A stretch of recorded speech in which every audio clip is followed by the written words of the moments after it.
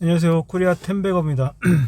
오늘은 그 이한영 본부장이라고 그 하반기 성공투자 키워드라고 이제 3% 이제 동영상인데 이거 한번 찾아서 한번 꼭 보시는 걸 추천드립니다. 되게 좋은 내용을 담고 있고 하반기에는 어떻게 좀 투자하면 되고 어떤 방향으로 좀 나가야 될지 한번 말씀을 드렸고, 이거 한 50분 정도 56분인데 이 부분에 대해서 간단히 말씀을 드릴게요. 간단히 말씀을 드리면 제가 좀 엑셀로 정리했는데 좀 화질이 흐려서 좀 사진이 흐리게 나와서 우선 말로 좀 설명하겠습니다. 한국 증시 이익 체력이 계속 높아지는 중 1월 최고점 3266포인트에서의 PR 밸류가 15배였다면 이후 증시 조정 중이고 이익이 계속 높아져 현재 PR은 12.2배 수준이다. 이에 따라 코스피 최저점은 계속 높아지고 있다. 체감상으로 안 좋으나 5월 최저점이 3100포인트라고 합니다. 자, 우리가 기존에 보자면 1월에 3266을 찍고 3000 최저점을 한 두 번 정도 깼죠. 해서 2947 막 이렇게 왔다 갔다 했는데 어느새 증시는 월봉을 보더라도 꾸준히 올라가고 있습니다. 그래서 이제 최저점은 3100포인트 로 마감을 했고, 5월달에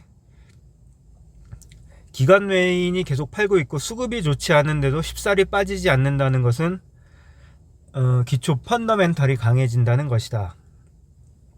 이를 다른 말로 하자면 조그만 모멘텀이 발생해도 상방으로 고점 뚫을 수 있는 확률이 높아진다, 이렇게 말씀드릴 수 있겠습니다. 그리고 147 11월은 분기 실적 발표일이고 분기 실적에 따라 섹터별 주가 변동성을 커질 것이다. 해당 월에는 실적이 잘 나올 만한 섹터로 이제 리밸런싱하고 그 외의 기간은 모멘텀이 있는 섹터를 매수할 것. 이게 좀 중요한 말인데 제가 좀 부연 설명을 드리자면, 제 기준에서 부연 설명을 좀 드리겠습니다. 제가 이제 주가를 이제 하더라도 보통 1분기가 끝나면 3월이잖아요. 해서 45일 이내에 그 영업 실적을 이제 분기 보고서를 발표하게 되어 있습니다. 해서 조금 코스피 200의 그런 어떤 대기업 같은 경우에는 장정 영업 실적을 발표하죠. 잠정 영업 실적을 발표하고, 중소형 기업 같은 경우는 대부분 한 달 후, 그러니까 3월 1분기 실적은 한 4월에서 4월 15일 이내에 이렇게 좀 많이 발표하는 추세입니다. 이때를 보자면은 이제 실적에 따라 개별 주가의 이제 그 변동폭이 상당히 심합니다. 예를 들어서 SL 같은 경우도 분기 실적 발표하고 나서 거의 한 30-40% 올랐죠. 힐러홀딩스 같은 경우도 자회사 애큐시네트가 이제 어쨌든 이제 미국 시장에 상장돼 있으니까 아큐시네트의 실적에 힘입어서 거의 저점 대비 30% 올랐죠. 이제 그런 인바디 같은 경우도 이제 실적 발표 후에 그 당일날 17% 상승하고 그 이후에 계속 상승해서 2만원에서 3만원 50% 뛰었습니다. 이렇게 실적에 따라서 이렇게 주가 변동폭이 커지기 때문에 이런 실적 발표에는 그때 실적이 잘 나올 만한 것들을 매수하자, 좀 이런 얘기입니다. 근데 그 외의 기간은 이제 모멘텀이 있는 주식을 매수하자. 이건 어떤 말이냐면, 흔히 최근에는 원자력 관련주가 이제 이슈가 돼서 많이 올랐죠. 한전기술, 한전 KPS, 두산중공업 이런 원자력 관련주가 올랐고, 그리고 메타버스 관련주가 오르고 있죠. 워즈역 위즈윅 스튜디오인가요? 이제 스튜디오가 있고, 그리고 오늘도 갑자기 발표가 났더라고. 중국 산화제한 폐지한다고. 아가방 그냥 개인적으로 아가방 컴퍼니 상한가 시간의 상한가에 이제 한 2천만원 정도 걸어놨는데 아마 안 사질 겁니다. 메일유업을 살 걸 그랬나. 그래서 개인적으로는 중국 산화제한 폐지는 실적과는 관계없이 이제 모멘텀이잖아요. 그래서 이런 모멘텀 관련된 투자를 하라는 겁니다. 모멘텀 관련 투자, 한전이나 메타버스라든지 그런 핫한 주식들. 그리고 또 하나 예를 들자면 항공의 우주 관련주. 왜냐면은 이제 우리나라 미사일 고도가 폐지되면서 이제 그런 테마를 가진 주식을 이제 사라는 거고, 근데 그런 테마가 바로 실적으로 연결되는 부분이 있고, 이 테마가 바로 실적으로 연결되지 않는 부분이 있습니다. 솔직히 뭐 아가방 컴퍼니가 그 중국 산화제한 폐지한다고 바로 실적이 뭐 매출이 20% 성장하고 영업이익이 20% 성장하는 건 아니잖아요. 그래서 이런 것들은 단기 테마성 위주로, 모멘텀 위주로 적당하게 한 20-30% 먹고 이제 빠지는 좀 그런 전략을 이제 가지라는 겁니다. 예, 그런 전략을 가지라는 거고, 해서 그리고 또 이제 인플레이션 문제는 일시적인 것, 병목 현상과 수요와 공급의 불균형으로 한 일시적 현상이다. 예, 전쟁이 나서 생산 시설이 없어진 것이 아니기 때문에 수요와 공급의 불균형은 해소될 것. 인플레이션은 단기적인 이슈이기 때문에 이거는 뭐 슈퍼사이클이 막 원자재 슈퍼사이클이니 이런 게 나올 경우는 희박하다는 겁니다. 결론은 뭐냐? 이익이 높아짐에 따라 레벨 압력, 하방 압력은 낮아지고 상방으로 올라갈 수 있는 가능성은 높아진다. 인플레이션에서는 결국 지나갈 것이다. 앞으로의 투자 방향은 반드시 기업의 영업이익에 집중을 할 것. 이게 제일 중요합니다. 앞으로의 투자 방향은 기업의 영업이익에 집중할 거라는 얘기가 제일 중요하고요.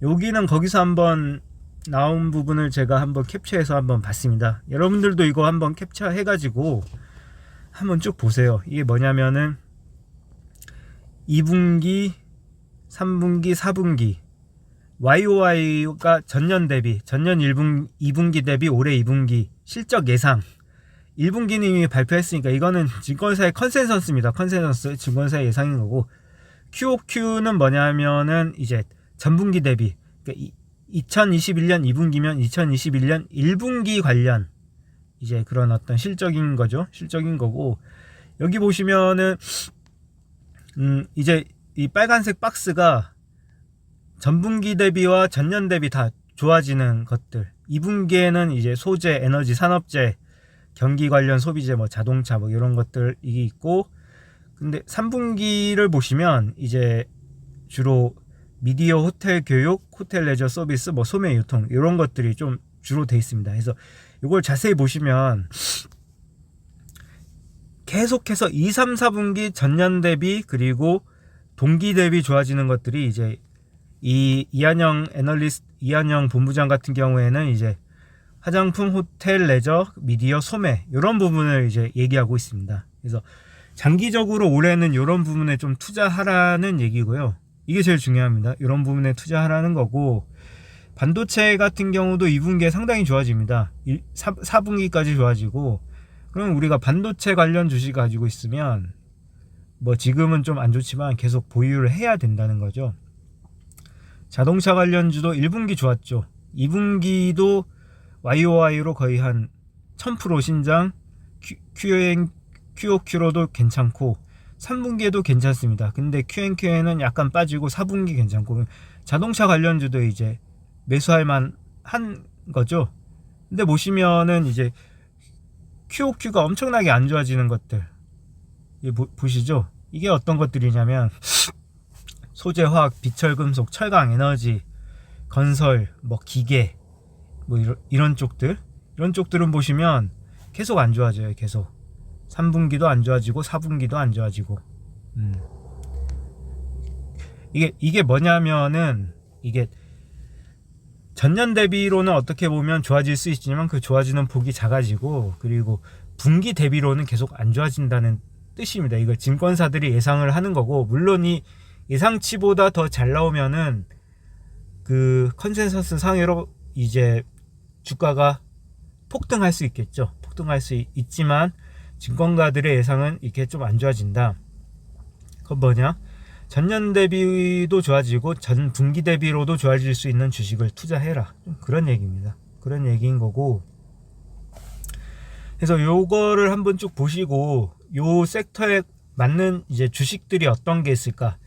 미디어 같은 경우 이제 하나하나 볼까요? 자동차는 뭐 다 아시죠? 현대, 기아, 모비스 뭐 대형주 있고, 그리고 부품주, 화장품, 의류 뭐 다 아시죠? 뭐 화장품, 뭐 코스맥스, 아모레퍼시픽, 아모레지.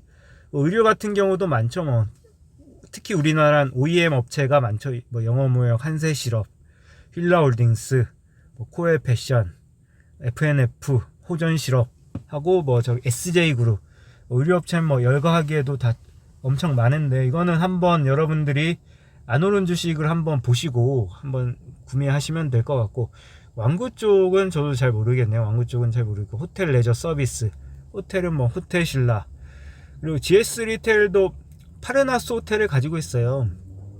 그 마트 저기 리테일, 그러니까 편의점보다는 조금 저기 매출도 떨어지지만 가지고 있고, 레저 서비스, 우리가 레저 서비스 하면은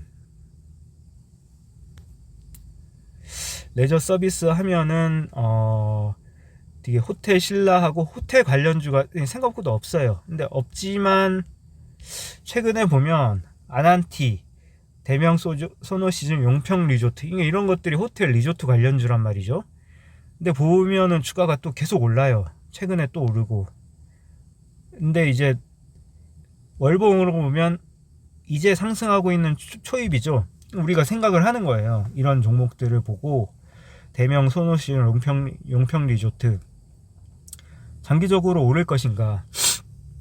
올해 중엔 좋겠죠. 왜? 코로나 풀리고 5인 이상 집합금지 풀리면서 좋아지지만, 근데 반대로 생각하면 내년에 해외가 열리면은 또 안 좋아질 수 있어요. 왜냐면 국내 집중 산업이기 때문에. 그래서 이런 거를 잘 생각해 보시고, 올 한 해는 좋아질 것이기 때문에 한 6, 7개월 정도 뭐 주가 수익률 한 10%에서 20% 정도 먹고 빠진다, 이런 전략으로 접근하셔도 나쁘지 않을 것 같습니다.